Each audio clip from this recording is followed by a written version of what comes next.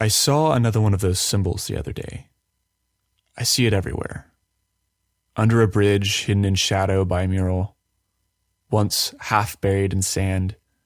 Now, looking across the room to the opposite wall, I see it staring back at me.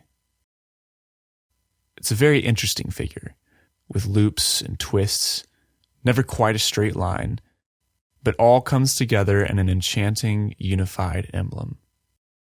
There's always something sickly familiar about its form. I've been thinking about my childhood recently.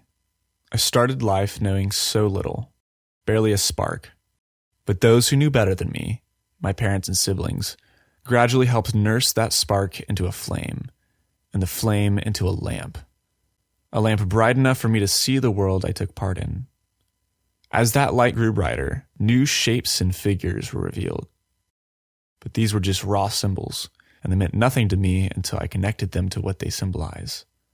However enchanting an emblem may be, it carries no real significance without an explanation of what it signifies from someone with that knowledge. Sound, speech, pictures, paintings, all seem to demand explanation.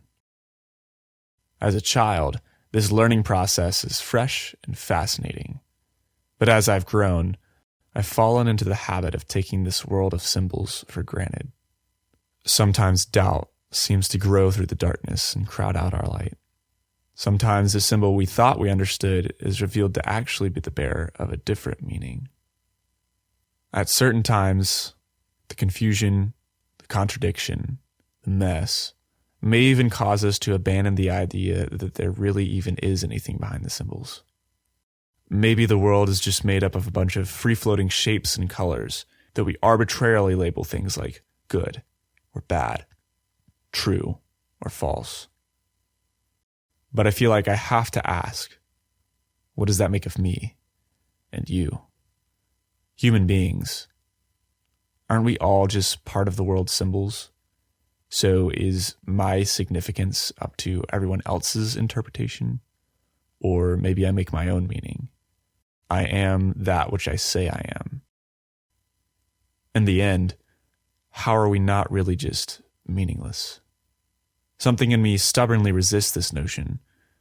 But even if I don't give in to this dread, I have to ask myself, can I really see behind the curtain?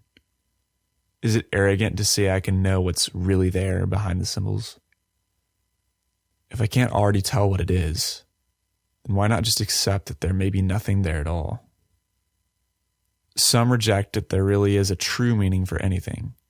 It's all just about whatever you get out of it. And maybe I'm not quite in the same boat as them, but we're both sailing in the same sea. Perhaps they're just being more honest about the impossibility of there being any truth at all.